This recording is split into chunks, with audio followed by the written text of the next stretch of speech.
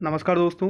पिछले वीडियो में हमने अल्फ़ाबेट टेस्ट यानी वर्णमाला अनुक्रम के टाइप 1 और टाइप 2 के बारे में डिस्कस किया था। पिछले वीडियो के बारे में थोड़ा सा हम ब्रीफ रिवीजन करना चाहेंगे। आपकी स्क्रीन पर दिख रहा होगा, वर्णमाला का क्रम दिख रहा होगा। स्टार्टिंग हम करते हैं ए से। ए को हम मानते हैं एक। ए से स्टार्ट करते हुए जेड तक जब हम जाते हैं तो 1 2 3, तो जेड का क्या आ जाता है 26। जब हम बाएं से दाएं चलेंगे यानी कि ए से जेड तक हम चलेंगे तो ए का 1 होगा और जेड का 26 हो जाएगा। इसी तरह हम दाएं से बाएं यानी उल्टा जेड से चलें तब जेड का क्या हो जाएगा 1 और ए का क्या हो जाएगा 26। इसके कहने का मतलब ये है कि जेड का 26 और एक दोनों मिला के कितना हो जाता है 26। ए का भी 26 और 1 कितना हो गया 27, यानी कि 27 इसका टोटल आ रहा है। अब देखो हम कैसे फाइंड कर सकते हैं। एक छोटी सी ट्रिक है। जैसे मान लो हमारी स्क्रीन पर दिया हुआ है एच का जो है 8 है। यहाँ पर क्या है एच का 8। देखो A B C D E F G H 1 2 3 4, A का 1, बी का 2, सी का 3, डी का 4, ई का 5, एफ का 6, जी का 7 और एच का क्या है 8। एच का है 8। ये है बाएं से दाएं। हमें फाइंड करना है कि दाएं से बाएं क्या होगा, तो इसको 27 में से माइनस कर दो तो एच का क्या हो जाएगा 19। सिंपल है। देखो 1 2 3 4 5 6 7 8, 8वें नंबर पे आ रहा है। देखो तो 8वें नंबर पे उल्टे से क्या होगा एच, यानी कि 19 नंबर किसका हो जाएगा एच का हो जाएगा। समझ में आ गया। एच का क्या हो जाएगा 90 और 19 प्लस 8 दोनों मिला के क्या हो जाएगा 27। या हम एग्जाम में लिख भी सकते हैं। कुछ एक सवाल है टाइप 1 और टाइप 2 हमने डिस्कस किया था। ये बहुत ही सिंपल सवाल हो सकते हैं अगर हमें थोड़ा सा कॉन्सेप्ट समझ में आ जाए। ये 7 सवाल हैं, 7 अलग अलग कॉन्सेप्ट पे बेस्ड हैं। 7 के 7 सवाल। 7 सवाल क्या कहते हैं ये देखो, हम थोड़ा सा इजी से मॉडरेट की ओर चलते हैं। एक क्वेश्चन नंबर 4 है। इसमें इसने क्या हुआ है कोडिंग को एज इट इज़ लिखा हुआ है LOVE। लव को इसने लिखा है 1 3 5 7 और हेड को लिखा है, हेड को इसने लिखा है 2 4 6 7। दोस्तों जब कभी भी ऐसी कोडिंग हो जो दो शब्द दिए हुए हैं, यहाँ पे दो शब्द दिए हुए हैं लव और हेड, और तीसरा शब्द का हमें पता करना है, तब क्या होगा कोडिंग एज इट इज होगी। कैसे होता है देखो, एल को इसने 1 लिखा हुआ है और ई को 7 लिखा हुआ है। अब हेड में भी देखो ई दिख रहा है क्या, और दोनों का साथ साथ सेम लग रहा है, यानी कि कोडिंग क्रैक हो गई। कोडिंग क्रैक होने के बाद में देखो क्या है, यहाँ ई का जो है वो हो गया ई का 7। देखो ई का क्या हो गया यहाँ पर 7। अब इसने क्या किया हुआ है 6 4 1 7 का निकालना है। अब देखो यहाँ पर 6 किसका है टी का। यहाँ पर देखो हेड में 6 दिख रहा है तो टी का हो गया, तो पहला वर्ड हो गया टी। 4 किसका लिखा हुआ है ए का, 4 लिखा हुआ है ए का, तो दूसरा वर्ड हो गया, दूसरा अक्षर हो गया ए। 6 किसका है, यहाँ पे 1 किसका है एल का, तो तीसरा वर्ण हो गया एल। और 7 लिखा हुआ है किसका ई का, तो टेल। तो इसका आंसर क्या हो जाएगा टेल। टेल इसका फाइनल आंसर हो जाएगा TALE। देखो टेल 6 4 1 7 यानी ई का 7। देखो 7 7 दिए हुए कॉमन था ई, ठीक है। 4 क्या था ए, एल क्या है 1 1, ठीक है। एक सेकंड नंबर क्वेश्चन की बात करते हैं राम। देखो यहाँ पर आप देख के ही आपको पता लग रहा है कि राम को इन्होंने क्या लिखा हुआ है 9 2 6 1 4। अब आपको देखते ही लग रहा है कि ए यहाँ पर 26 लिखा हुआ है, और ए 26 तभी हो सकता है कि जब हम वर्णमाला में दाएं से बाएं चले। दाएं से बाएं का मतलब हो गया कि हम जेड से शुरू करते हुए ए तक जाएंगे तो जेड का 1 होता है और ए का क्या होता है 26 उल्टा। तो यहाँ पर श्याम का क्या हो जाएगा दोस्तों SHYAM। ए का तो हमें पता हो गया 26, एस का उल्टे से होता है 8, एच का 19, वाई का तो सबको पता है 2, और एम का क्या होता है 14। ठीक है, तो 819 बाई 614 इसका आंसर हो जाएगा। अब इसने थोड़ा सा सवाल घुमाया हुआ है यहाँ पर। राम को इन्होंने क्या लिखा हुआ है अब 21। राम को लिखा हुआ है 21। जब कभी भी संख्या कम हो किससे, शब्दों के अक्षर से, यानी कि राम में कितने अक्षर हैं 3, परंतु संख्या कितनी दी हुई है 2 2 1। इसका मतलब ये है कि इसने इस पे संक्रिया लगाई हुई है। संक्रिया का मतलब हो गया कि इसमें प्लस माइनस किया हुआ है। राम को हम दो तरीक़ों से लिख सकते हैं। पहला तरीका तो आपको ऊपर दिख रहा है 92614, दाएं से बाएं। एक क्रम होता है उल्टा, मतलब बाएं से दाएं वाला। आर को क्या लिखते हैं 18, ए को लिखते हैं 1। देखो आर राम हो गया 92614, ठीक है। और इसको 18 भी लिख सकते हैं बाएं से दाएं, ए को 1 भी लिख सकते हैं, और एम को क्या लिख सकते हैं 13।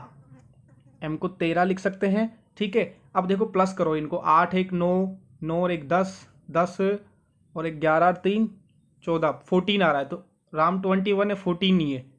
अब देखो यहाँ पर इसको प्लस करके देखो, 9 और 2 11, 11 और 6 17, 17 और 17 1 18 और 4 22। सॉरी यहाँ पर 21 नहीं आएगा, 22। तो राम क्या होगा 22, यानी कि इसका मतलब इसने प्लस वाली संख्या लगाई हुई है, सबको प्लस कर दिया। अब इसी तरह से हमने श्याम का फाइंड किया था उल्टे से अभी, 81922614।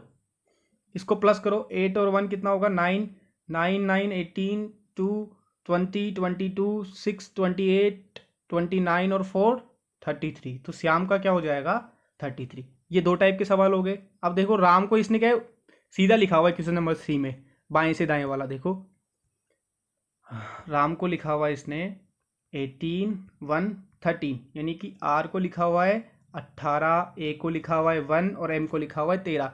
इसका मतलब कौन सी सीरीज हो गई है, बाएं से दाएं वाली सीरीज हो गई है। कंफर्म पता लग रहा है इसमें कि ये बाएं से दाएं वाली सीरीज है। तो श्याम क्या हो जाएगा बाएं से दाएं में, श्याम जो है बाएं से दाएं में, एस को क्या लिखते हैं 19, एच क्या होता है 8, वाई क्या होगा 25, ए क्या होगा 1 और एम क्या होगा 13। देखो एम तो कॉमन है, तो कॉमन है तो एज इट इज 13 आएगा दोनों में, ठीक है। चौथा वाला सवाल हमने कर ही लिया था। एक अलग टाइप का सवाल आता है डिफरेंट सेट। डिफरेंट सेट का मतलब हमें फाइंड करना है कि किसमें संक्रिया अलग लग रही है। सी ई भिन्न समुच्चय, यानी ये जो समुच्चय दिया हुआ है ये भिन्न कैसा, इनमें सबसे भिन्न कौन सा है, अलग फाइंड करना है। के एम पी टी, देखो यहाँ पर सी डी ई एक अक्षर का डिफरेंस लग रहा है, यानी कि इसमें +1 कर दिया, +2 करेंगे, सॉरी +2 करेंगे। सी के बाद में डी एक स्टेप गए, डी से ई गए 2 स्टेप, यानी कि 2 कदम चलना पड़ रहा है तो +2। देखो ई के बाद में क्या आता है एफ, जी, एच, अब 3 कदम चलना पड़ रहा है तो +3। एच के बाद में क्या आता है आई, फिर क्या आता है जे, फिर क्या आता है के और एल, यानी कि 4 कदम चलना पड़ रहा है तो +4। देखो संख्या क्या लग रही है इसमें +2 +3 +4, यानी बढ़ता क्रम है। देखो के बाद में एम आ रहा है, तो के बाद में क्या आता है आई जे के एल एम, यानी कि 2 कदम चलना पड़ेगा, इसमें भी 2 कदम चला। एम के बाद में पी आ रहा है, देखो यहाँ पर P, M N O P, यानी कि 2 कदम चलना पड़ रहा है कि इसमें भी देखो के एम पी टी, +2 चला इसमें भी, इसमें +3 चला। पी के बाद में T, P Q R S T, 4 कदम चलना पड़ रहा है क्या, 1 2 3 4 कदम चलना पड़ रहा है। तो इसका मतलब इसमें भी क्या हो जाएगा +2 +3 +4, यानी कि दोनों में ए और बी में ये सीरीज है +2 +3 +4 वाली, ठीक है। अब देखो NPSV, देखो NPSV, MNOP 2 कदम चलना पड़ रहा है। देखो एन के बाद में ओ के बाद में पी, 2 कदम चलना पड़ रहा है। इसका मतलब इसमें भी क्या है +2 है, ठीक है। NP में भी +2 है। अब एस पे जा रहे हैं, पी से S, P Q R S, यानी कि 3 कदम चलना पड़ रहा है। तो इसका मतलब इसमें भी क्या हो जाएगा 3 स्टेप हो रहा है। क्या हो रहा है इसमें भी 3 स्टेप। देखो NPSV +2 +3 और इसमें भी +4, यानी कि 3 में समान हो गया। देखो +4 कैसे आएगा, एस और वी के बाद में RSTUV, नहीं इस पर चेंज नहीं हो रहा है, तो अपना आंसर सी हो गया। देखो ST 1 कदम 2 कदम 3 कदम, यानी कि 3 कदम ही चलना पड़ रहा है। तो इसका मतलब सी में ऑप्शन में क्या है, अपना ऑप्शन सी हो जाएगा। कैसे हो जाएगा सी ऑप्शन, देखो सी ऑप्शन इसलिए हो जाएगा, देखो यहाँ पर NPCV NPSV, इसमें +2 +3 और +3 वाला आ रहा है ऑर्डर, जबकि हमारे ए और बी में क्या ऑर्डर आया था +2 +3 और +4 वाला ऑर्डर हमारे ए और बी में आया था। अब आता है वर्ड चेंज।